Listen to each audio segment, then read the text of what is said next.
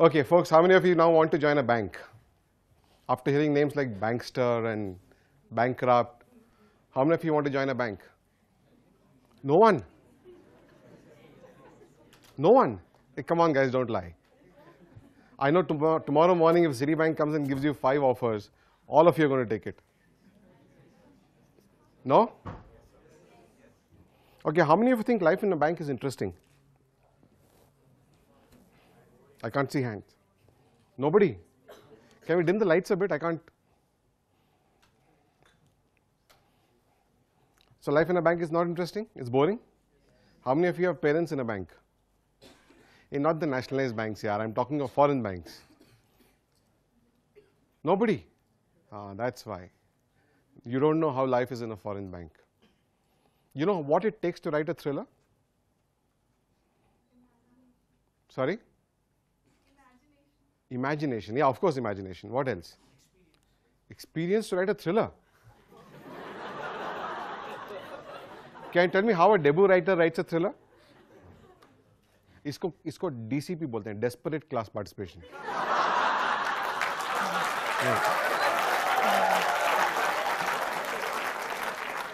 Okay, so tell me, what does it take to write a thriller? Murders? Yeah? Thrill, relationships, sleaze, scandals, fraud, investigation, crime, money. Now, bank has everything of this, yeah. Each and every bit of what is required to write a thriller is in a bank, and that's probably the reason why I write thrillers based in a bank. And that's why most of my books are thrillers which are set in the Indian banking industry. So if you have not read it, please feel free to read them. Let's move on to our presentation. Okay, I'll tell you what I'm going to actually do now. I'm going to talk to you about book marketing and the myths behind book marketing. How many of you here read books? Not your Kotlers and others. Genuine fiction books, books are types. Okay, quite a few. How do you write? How do you like to get to know about a book? Word of mouth? But do you have time for word of mouth these days? Do you have time for word of mouth these days? Do people really share so much? Okay. And what kind of word of mouth? Facebook, Twitter? Reviews? How many, be honest, how many of you look at reviews and buy a book?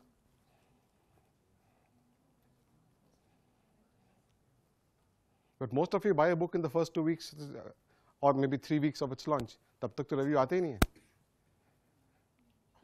So how do you buy a book?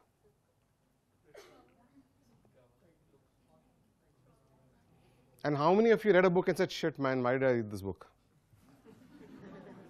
Happens? वो भी review देख के पढ़ा होगा, खरीदा होगा. You have seen the review and then bought the book, right? Why does that happen? You know, the entire industry, the publishing industry, is divided into 2 segments. One which says marketing is good, the other which says marketing is bad. There are some segments of publishers and authors who run away from anything which suggests marketing and self-promotion in public. But in private, they're all the same. They all want only one aspect. Let's see what happens these days. Any idea how many number of books get published in a year?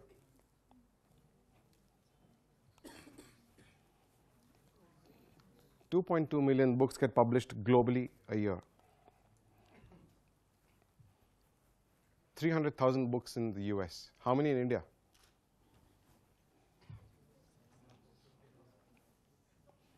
$82,000 books in India. 21,000 books in English. Walk into a crossroad or a landmark, you will find 1,000, 1,500, maybe 2,000 books, which includes the entire backlist, 50-year-old books as well. Now, in this kind of a situation, what do? You have 10,000 movies which come out every year, 75,000 music albums. Movies and music albums get promoted desperately. Why aren't books marketed? This brings me to a very fundamental question, and that question is, are books products? Are books products? They are? You say this in front of a lit-fic author, you will actually be lynched. Because they believe that books are a product of divine intervention. Books are something which really comes from within. Books are not stories. Books are a result of their passion. But they still will want to put a price to it, and they would still want to go out and sell the book in the market. My question to people who say books are not products is, if books are not products, why do you sell the book? Frame it and put it on a display in your house saying, look, I wrote this book. To me, books are products, and I'll tell you why they are products. Books are products because they are acquired, they are developed, they are priced, they are launched, they are distributed, they are marketed. Eventually, they are all sold. I'm yet to come across a single author who turns around and says that he doesn't want to sell his book. I've yet to come across a single author who turns around and says that I will not be happy if my books are not sold. Who turns around and says, I wrote for myself, I don't want any sales numbers, I'm fine. Not a single author. In public, hundreds of them will come and claim, I'm fine, I wrote for myself. But in private, all of them want only one number, which is the sales number. All of them want to be number one on the bestseller list. Talk to international authors, they will say, I want to be number one on the New York Times bestseller list. Talk to Indian authors, they will say on the Indian bestseller lists. I'll skip this. An author writes for 4 reasons. A creative output of his own pent-up feelings, thoughts, emotions. Largely for money and fame. Look, Nagesh was here in the morning. Films give you a certain amount of glamour. But books give you that intellectual glamour. Okay, there are few filmmakers like Nagesh who are intellectually glamorous as well. But by and large, Bollywood is only glamour. Films are intellectually books are intellectually glamorous, and that's what most of the authors clamor for. And they have a story to tell. Now, today, if I ask you guys to tell a story, how many of you raised your hand when I said put up a? How many of you want to write a book? Lots of you raise your hands. You will have one story to tell, right? What about beyond that? What happens if you want to write your second book, your third book, your fourth book? Then you don't have a story to tell. You generate a story. You think about it. You use your imagination, you're creative, and then you write a story. That's what happens when you write a book. We spoke about this. Everyone wants their books to sell. Whether they accept it in public or in private, that's the ultimate goal. When my book goes out on crossword stores, bookshelves, or in Landmark, it has to fly off the shelves. If it flies off the shelves, I'm extremely happy. If not, I'll go and pick up a bottle of whiskey. That's why a lot of authors whom I know of at times just go and just indulge themselves. It's a very, very lonely profession. Let me tell you that as well. To all of you who want to write books, it's a very lonely profession. Can be very, very dangerous, can be very, very thankless at times. My first book review came 7 days after my book was launched, and it called my book a steaming pile of manure. Okay, a steaming pile of manure. That book went on to sell 300,000 copies. That shows reviews, my friends, don't matter at all. You've seen the 5-star reviews which you get for films in Times of India. How many of you have seen those 5-star reviews and gone and watched movies? And then come back just to tear the Times of India to pieces and throw it away. Happens all the time. Even in books, it's the same story. Let's quickly bust some myths about marketing of books. The first myth about marketing a book is that a good book will sell on its own. How many of you say that a good book should sell on its own? No one? Should sell on its own? Or you have one hand up there? The others? We have 2 hands up there. Okay, good. So there are still some traditionalists left in the room. Remember this?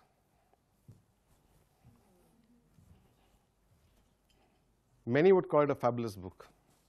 Got critical acclaim. brilliant reviews. But till somebody stood up and said that I wrote the book, did it even fly off the bookshelves? Did anybody know about it? Before J.K. Rowling stood up and said she wrote the book had sold 1,500 copies. 1,500 copies worldwide.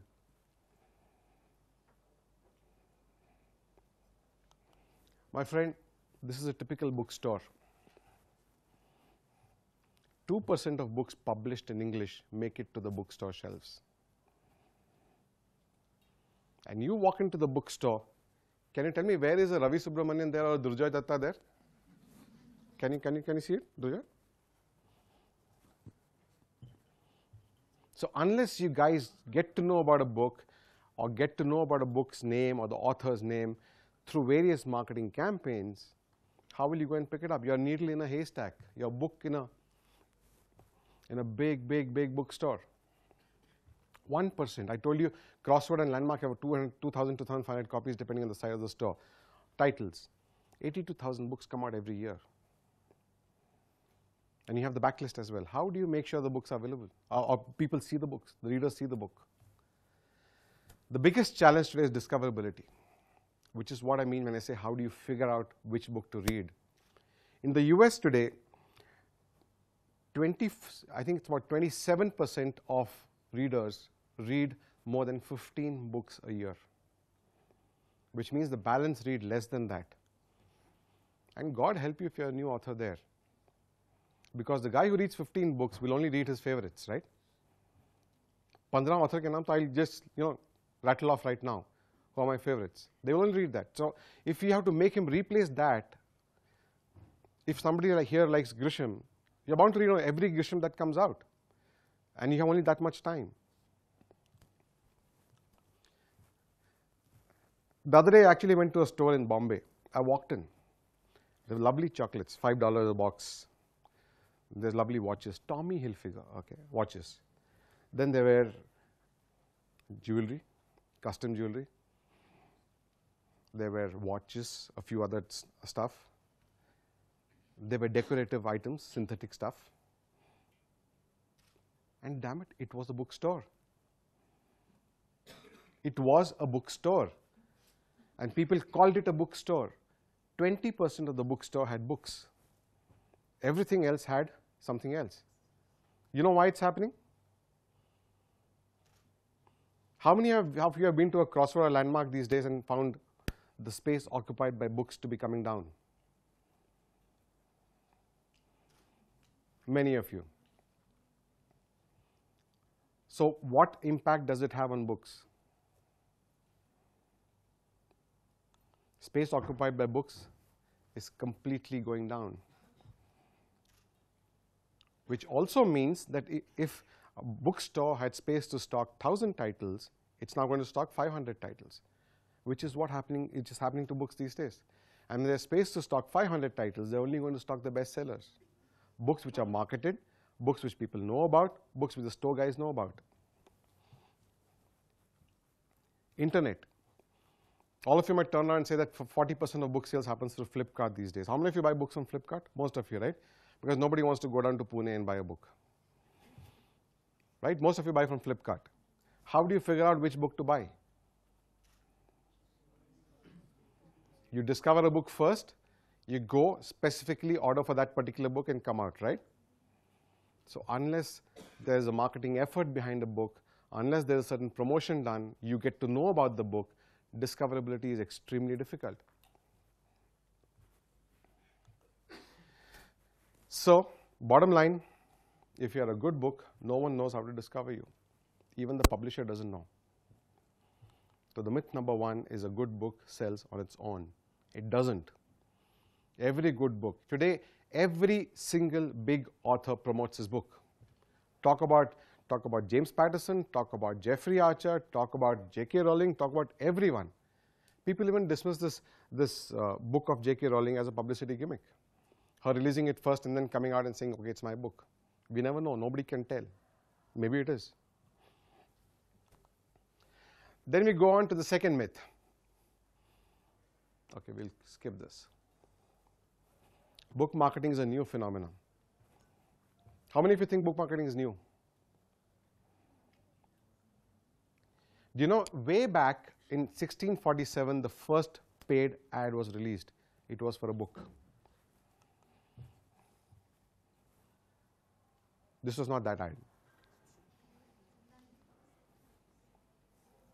These are all book ads. And you think book marketing is a new phenomena? It's just that people don't want to talk about it. You know why? Because book marketing stinks of grubby commerce. Whereas people want to be known as literary greats.